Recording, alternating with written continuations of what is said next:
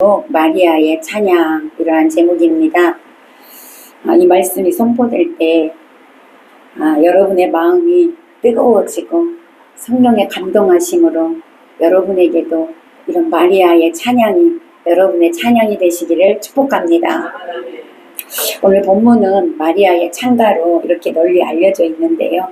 천사가 이제 마리아를 찾아왔어요. 메시아를 잉태할 것이다 라는 기쁜 소식을 이제 마리아에게 전해주는 그런 내용입니다. 근데 마리아가 그 말씀을 받고 그 말씀대로 내게 이루어지기를 원합니다 라고 고백을 하면서 하나님을 찬양하는 그런 내용으로 되어져 있습니다. 오늘 본문 우리가 읽지 않았지만 본문 앞에 38절을 여러분 다시 한번 읽어보겠습니다. 38절 우리 함께 읽어봅니다. 시작.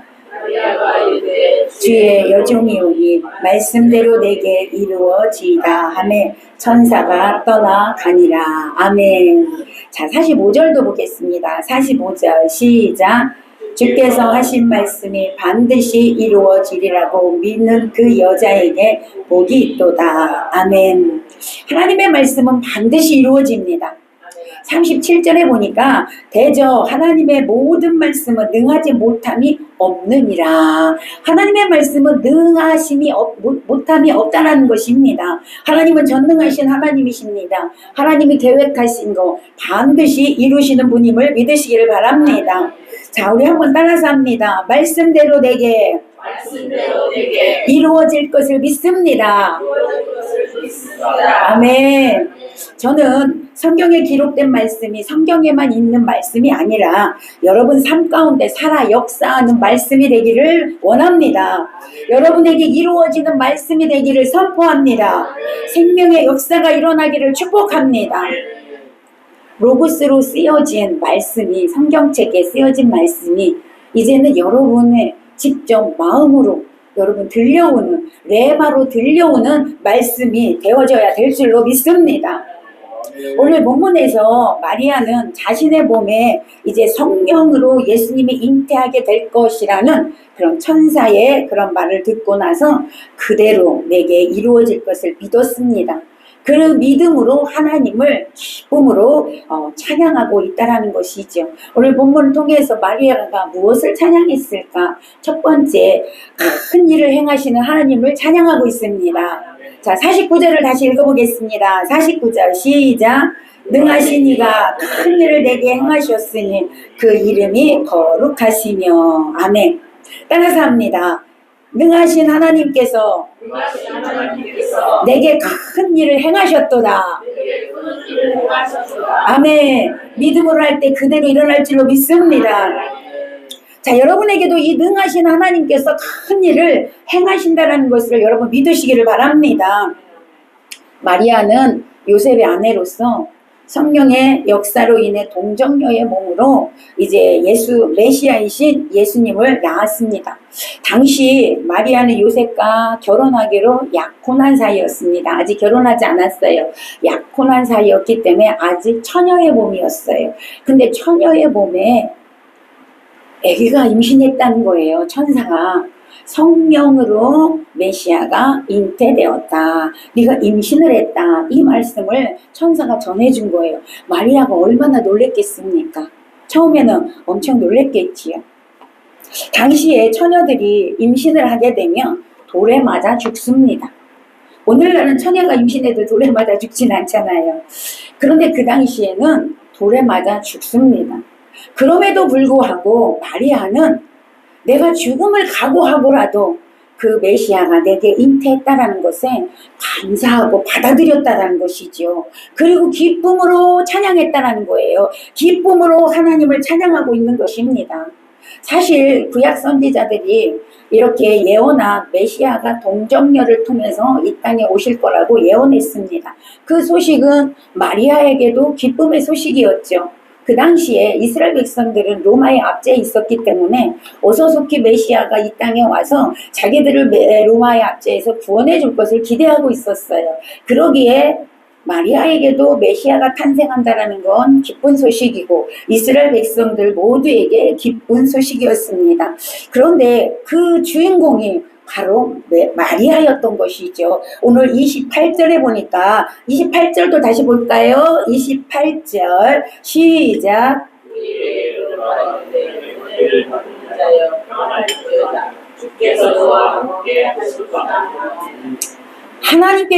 하나님께로부터 뭘 받아요? 은혜를 받은 자다. 성경은 말씀하고 있습니다. 마리아도요, 자기가 하나님께 은혜를 받았다는 걸 알았습니다.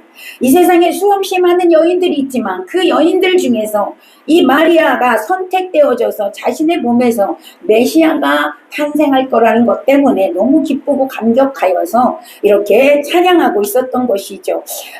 이것은요, 가장 큰 축복이고 가장 큰 영광이었던 것입니다. 이 시간 여러분에게도 하나님께로부터 은혜가 임하는 시간 되시기를 축복합니다. 그래서 이제 마리아는 하나님께서 큰 일을 행하셨음을 이렇게 노래하면서 그 이름이 거룩하시고 긍휼하심이 두려워하는 자에게 대대로 이르게 되었다라는 그런 고백을 하게 되죠. 이것은요, 하나님께서 자신에게 메시아를 잉태하게 하심으로 인하여 죄악된 세력에게 두려워하며 사는 자들, 압제당하며 사는 자들에게 구원을 주실 거라는 그런 찬양입니다. 출애굽기 13장 9절 말씀해 보니까 여호와께서 능하신 손으로 너를 인도하여 내셨습니다. 이렇게 말씀하고 있습니다. 14절 21절에서 보니까 출애굽기 14절 21절에 보니까 모세가 바다 위로 손을 내면데 여호와께서 큰 동풍으로 밤새도록 바닷물을 물러가게 하시니 물이 갈라져 바다가 마른 땅이 된지라. 할렐루야. 이스라엘 백성들이 이제 애굽에서 400년 동안 종살이를 했습니다. 그러던 중에 하나님의 능하신 손이 개입하셔서 모세를 통하여서 이스라엘 백성들을 출애굽시키셔서 광야로 이끌어내셨습니다.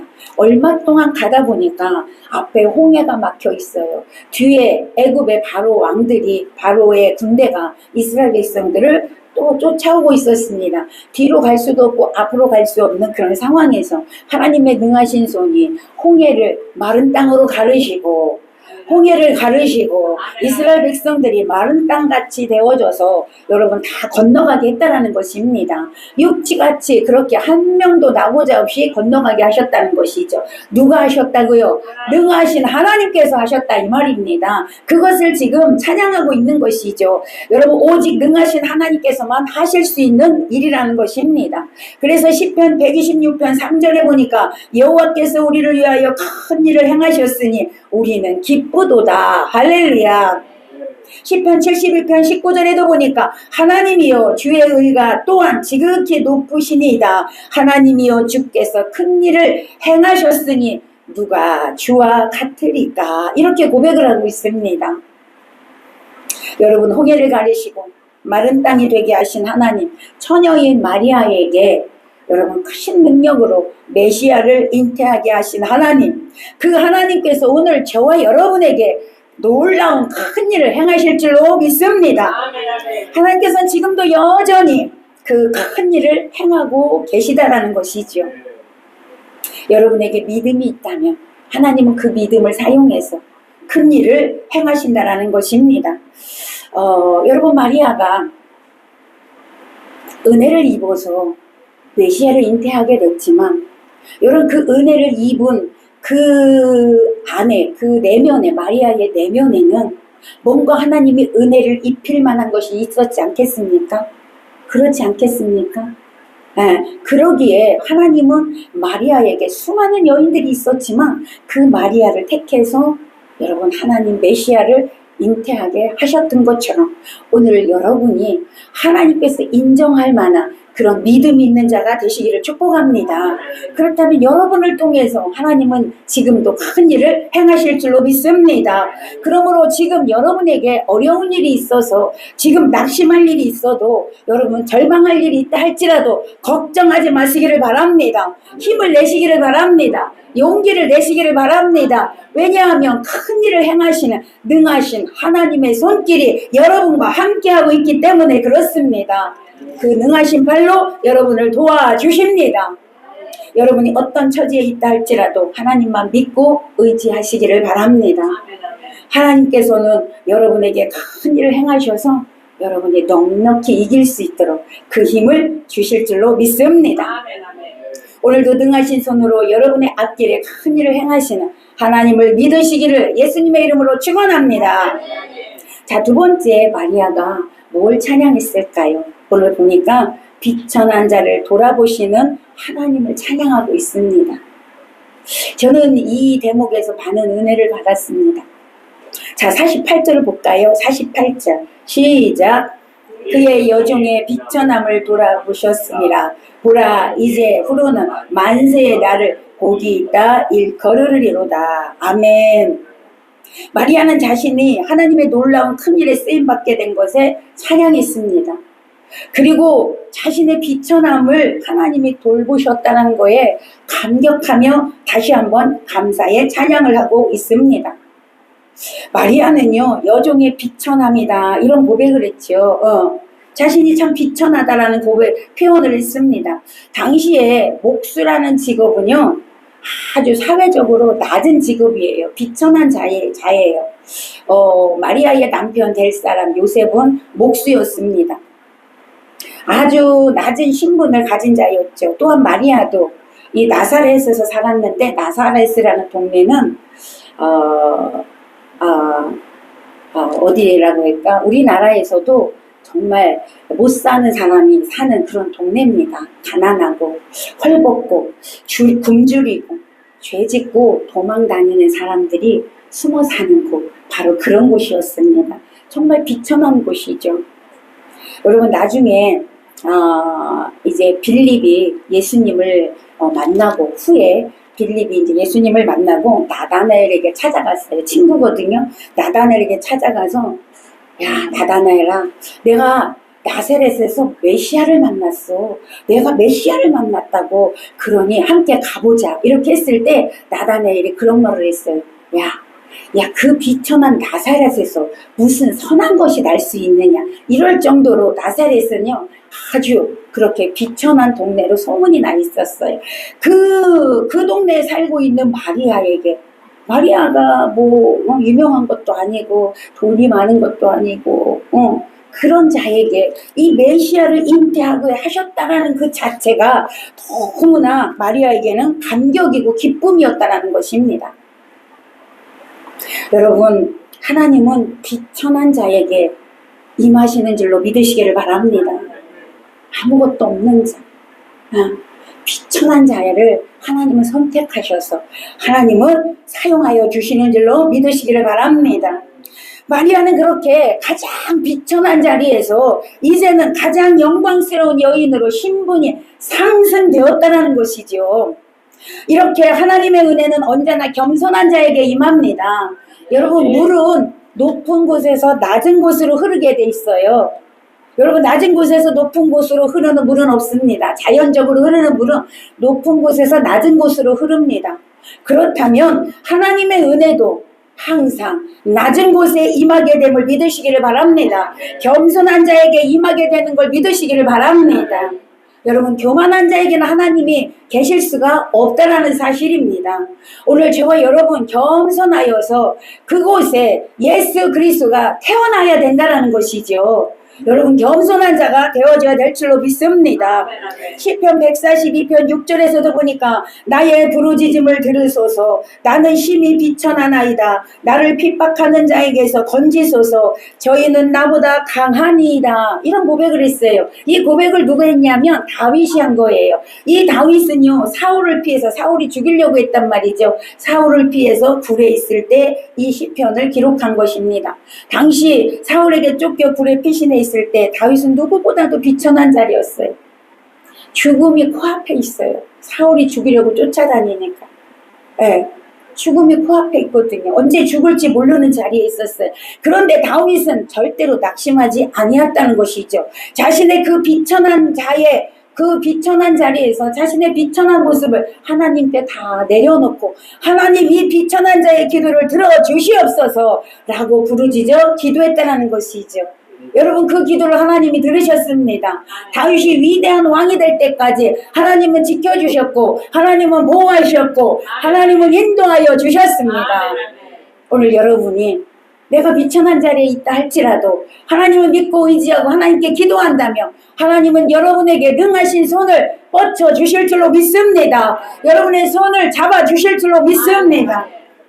여러분이 지금 이 시간에 난 아무것도 할 수 없는 비천한 자리에 있다 할지라도 하나님께 부르짖어 기도하시길 바랍니다. 하나님은 비천한 자의 부르짖음을 들으시고 응답하십니다. 하나님은 우리의 작은 신음에도 응답하여 주신다고 말씀하고 있습니다. 에레미야서 30장 19절에 보니까 감사하는 소리와 즐거워하는 자의 목소리가 그 중에서 나오리라. 내가 그들을 번성케 하리니 쇠잔하지 아니하겠고 내가 그들을 영화롭게 하리니 비천하지 아니하겠으며 이렇게 말씀하고 있습니다. 하나님께서 비천한 자리에서 기도하는 자의 기도를 들으시고요. 번성케 하시겠대요. 아멘. 영화롭게 하시겠대요. 다시는 쇠잔하지 않게 하시겠대요. 다시는 비천하지 않게 하시겠대요. 할렐루야. 이 하나님을 믿으시기를 바랍니다. 오늘 여러분 52절에도 보니까 비천한 자를 높이셨다라고 기록하고 있습니다. 하나님께서는요, 하나님의 자녀들을 높이십니다. 영화롭게 하기를 원하십니다. 여러분 요셉을 보세요. 너무나 잘 알죠. 요셉에 대해서는요. 요셉은요 야곱의 11번째 아들입니다. 야곱이 가장 사랑했던 라헬. 부인이 4명이었습니다. 그 중에서 라헬을 가장 사랑했습니다. 그 라헬이 난 자식이 요셉이었습니다. 그래서 요셉을 제일 사랑했습니다. 여러분 우리도 그래요. 내가 사랑하는 자식이 난 손자는 더 이쁜 것 같더라고요. 저는 아직 손자가 없지만 보니까 그런 것 같더라고요. 야곱도 그랬어요. 라헬을 너무 사랑해서 라헬이 난 요셉을 굉장히 사랑했습니다. 그래서 그 형제들의 11명의 형제들에게 시기 질투를 받았어요. 그래서 이 형들이 어떻게 하면 요셉을 죽일까 하다가 결국엔 요셉을 미디안 상인에게 팔아버렸습니다. 애굽으로 종으로 가게 됐습니다. 종으로 갔는데 보디발 장군 집에 종으로 갔습니다.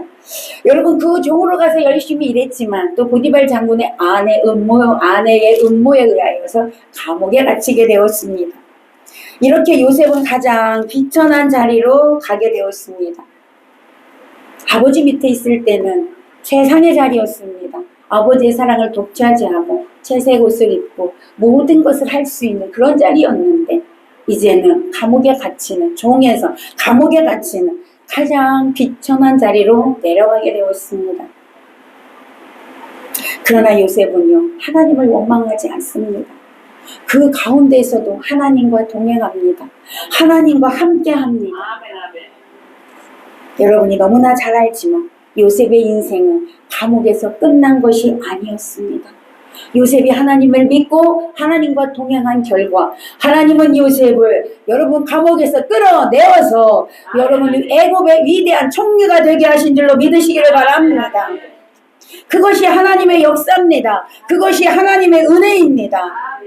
사랑하는 여러분, 우리 모두는요 죄인으로 마귀의 종이 되어서 가장 비참하고 가장 비천한 자리에 원래 있었습니다. 이미 죽었던 자들입니다. 우리는.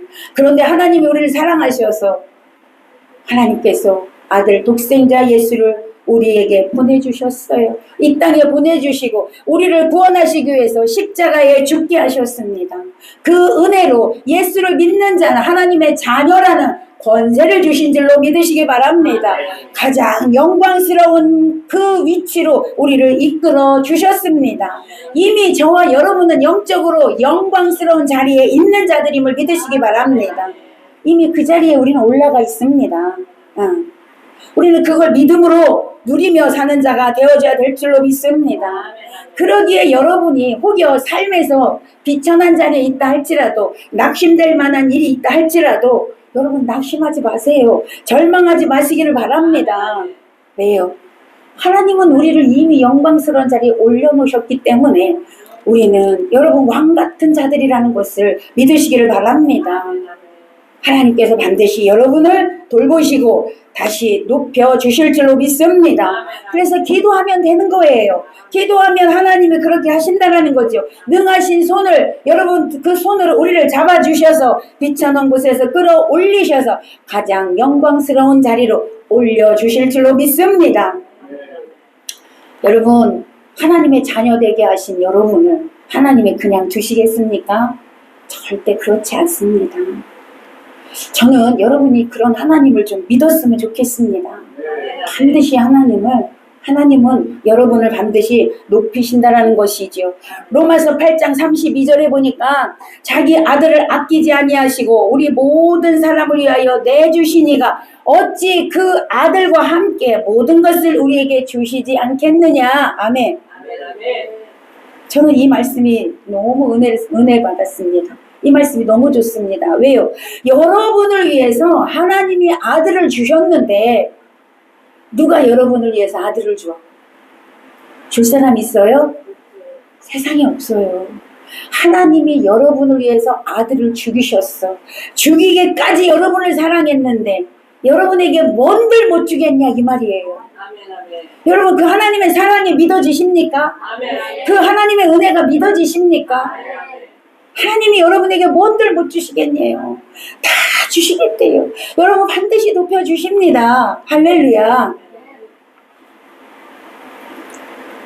우리에게 그 은혜를 이미 약속하셨다는 거죠. 오늘 마리아가 하나님께서 자기에게 그 은혜를 주신 것에 너무 감사해서 찬양하는 거예요. 여러분 저는 너무 감사합니다. 솔직히 말씀드려서 저는 마리아처럼 정말 비천한 자였어요. 여러분 정말 시골 산골짜기 저는요 중학교를요 2시간을 걸어다니는 그런 깡촌에서 살았습니다. 차도 들어오지 않는 곳에서 여러분 그렇게 살았어요. 차가 하루에 2번 3번 다녔나 그런 곳에서 살았어요. 그 깡촌에서 사는 이 연약한 여인이 여러분 하나님의 은혜로 여러분 이 자리에 서 있다는 게 저는 너무 감격스럽습니다. 너무 감사합니다. 저는 다시 태어나는 일이 기독교에서는 없지요. 그러나 정말 그런 일이 있다 하면 다시 목사 될 겁니다. 얼마나 감사한지 모릅니다. 그 은혜를 마리아가 받았다 이 말이죠. 메시아를 태어나게 하신 오늘 저와 여러분이요. 우리 모두 그런 은혜를 받은 자들이에요. 아멘. 여러분 감사하시기 바랍니다. 무조건 찬양하시기를 바랍니다. 하나님의 은혜를 이미 받은 자들인데 우리는 그 은혜를 망각하고 산다는 것이죠. 내가 지금 힘들다고, 내가 지금 비천한 자리에 있다고, 내가 지금 어렵다고 거기에 우리가 하나님을 원망하고 하나님을 불평하고 우리 이렇게 살고 있지는 않습니까? 여러분 그것은 뒤로 하고 하나님을 믿는다면 반드시 하나님은 나를 일으키신다. 반드시 하나님은 나에게 복을 주신다. 하나님은 나를 다시 영화롭게 하신다. 나를 높이신다. 할렐루야. 믿음으로 사시기를 바랍니다. 자 그런데 여러분 오늘 마리아는요 그것만 찬양하는 게 아니라 반대로 교만한 자들은 하나님이 흩으신다라고 여러분 고백하고 있습니다. 51절에서 52절 다시 한번 읽어보겠습니다. 51절에서 52절 시작. 생각이 교만한 자들을 흩으셨고 자들을 그 위에서 내리치셨으며 비천한 자를 높이셨고 아멘. 자 여기 보면 마음의 생각이 교만한 자들이란 말 표현이 있죠. 마음의 생각이 교만한 자들을 흩으셨대요. 하나님께서. 마음의 교만한 자들은 뭐냐? 하나님의 섭리에 불순종하는 자들이에요. 하나님의 말씀에 불순종하는 자들, 하나님을 대적하는 자들, 즉 하나님을 믿지 않는 자들, 예수 그리스도를 믿지 않는 자들을 말합니다. 이런 자들은 교만한 자들이라는 거예요. 이런 자들을 하나님은 흩으셨다라고 마리아는 고백하고 있습니다. 자, 하나님은요 땅의 권세를 자랑하고 하나님을 믿지 않는 자들을 내리치십니다. 오늘 본문에서 말씀하잖아요. 내리치셨다라고 말씀하고 있습니다. 여러분 창세기 11장에 보면 하나님은 바벨탑을 쌓아서 하늘에 오르려고 하던 자들을 어떻게 했어요? 지면에서 흩어버리셨습니다. 교만하여 하나님을 인정하지 않았던 애굽에 바로 치셨습니다. 모세를 대적한 고라 일당들 땅이 갈라져서 땅속에 묻혀 죽게 하셨습니다. 권세를 악용하여서 유대인들을 말살하려고 했던 페르시아의 그 하만 장군, 여러분 모르데게를 죽이려고 했던 장대에 자기가 달려서 죽었습니다. 그리스도를 십자가에 못 박은 유대인들 로마를 통하여서 여러분 온 세계에 흩어버리게 하셨습니다. 또 53절에서 보니까 부자는 빈손으로 보내셨다고 했습니다. 부자들은 재물만 의지하고 하나님을 모르는 자들을 말합니다. 여러분 재물은 우리에게 꼭 필요한 거지. 그러나 재물을 사랑하면 일만 악의 뿌리가 된다고 했습니다. 재물을 따라가면 재물 때문에 죽습니다. 명예를 따라가면 명예 때문에 죽게 됩니다. 여러분 예수를 따라가면 예수님 때문에 살게 됩니다. 예수를 따라가면 생명이 있게 됩니다. 할렐루야. 자, 여기에는 여러분 신앙적으로 마음이 가난하지 못한 자들도 들어가 있습니다. 부자에는. 마태복음 5장에 보니까 심령이 가난한 자는 천국이 저희 것이라 했습니다. 여러분 천국을 소유하려면, 천국에 들어가려면 마음이 가난해야 됩니다. 왜요? 마음이 가난해야 예수를 믿을 수 있어요. 마음이 부자는 예수가 필요 없다고 합니다. 오늘 여러분 심령이 가난한 자가 되어져서 천국을 소유할 수 있기를 축복합니다. 잠언 16장 18절에 보니까 교만은 패망의 선봉이요 거만한 마음은 넘어짐의 앞잡이라고 했습니다. 저와 여러분 절대로 교만한 자리에 있지 않기를 바랍니다. 교만한 자는 언젠간 넘어지게 되어져 있습니다. 교만한 마음을 버리고 진실로 예수 그리스도를 믿으시기를 바랍니다. 하나님께서는 교만한 자를 누르시고 돌보지 않는다고 했습니다. 교만한 자들을 미워하신다고 했어요. 그들의 기도를 듣지 않으신다고 했습니다. 하나님만 교만한 자를 싫어하는 게 아니에요. 여러분 세상에 살면서 사람들도 교만한 자는 다 싫어합니다. 겸손하고 온유한 자를 다 좋아합니다. 교만은 실로 큰 죄입니다. 모든 죄는 교만에서 올 수 있어요. 교만은 큰 죄고요. 하나님 나라의 거침돌이 됩니다. 교만한 자는 하나님께서 심판하십니다. 그러므로 우리는 하나님 앞에서 겸손한 자가 되어줘야 될 줄로 믿습니다. 야고보서 4장 10절에 보니까 주 앞에서 낮추라. 그리하면 주께서 너희를 높이시리라. 이렇게 말씀하고 있습니다. 근데요, 교만한 자들은요, 자기가 교만한 줄을 모릅니다. 교만한 줄 알면 안 할 겁니다. 근데 교만한 줄을 몰라요.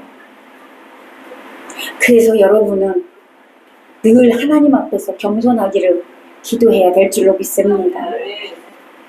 마태복음 11장 28절에서 29절을 보니까 예수님께서 말씀하셨어요. 수고하고 무거운 짐진 자들아 다 내게로 오라. 내가 너희를 쉬게 하리라. 나는 마음이 온유하고 겸손하니 나의 멍에를 메고 내게 배우라. 그리하면 너희 마음에 쉼을 얻으리라. 아멘. 예수님께 뭘 배우래요? 온유와 겸손을 배우래요. 할렐루야. 그래서 우리는 예수님으로부터 온유와 겸손을 배우기 위해서 늘 주님께 기도해야 되는 것입니다. 내가 예수님의 온유와 겸손을 배우기를 원합니다. 내가 온유와 겸손해지기를 원합니다. 하나님은 온유한 자를 쓰십니다. 하나님은 겸손한 자를 쓰십니다. 오늘 마리아가 온유와 겸손하였기에 하나님 마리아를 선택해서 메시아가 탄생케 했던 것입니다. 여러분 교만했다라면 마리아는 천사가 그렇게 말했을 때 그것을 받아들이지 않았을 것입니다. 겸손했기 때문에, 온유한 자였기 때문에 그 말씀, 돌에 맞아 죽는 한이 있어도 그 말씀이 내게 응하여지기를 원합니다. 그대로 이루어지기를 원합니다. 라고 고백할 수 있었던 것입니다. 오늘 저와 여러분, 우리가 온유와 겸손한다면 하나님께서는 여러분을 반드시 높여주실 줄로 믿습니다. 마리아는 과거에 하나님께서 교만하고 하나님을 반대했던 권세 있는 자들을 물리치시며 겸손한 자들에게 축복을 허락하셨던 것을 기억해서 그것을 찬양하고 있는 것입니다. 공평하신 하나님을 찬양하고 있는 것이죠. 뿐만 아니라 하나님께서 줄인 자를 먹이시는 분으로 영육간의 배고픔을 채워주시고 물질적으로 정신적으로 가난한 자들을 돌보시는 분이심을 찬양하고 있습니다. 우리는 하나님께서 겸손한 자들에게 좋은 것으로 채워주시는 분이심을 깨닫고 모든 일에 하나님을 인정하는 겸손한 삶을 살아가시기를 예수님의 이름으로 축복합니다. 이렇게 하나님은 겸손한 자를 기뻐하시고 축복하신다는 거예요.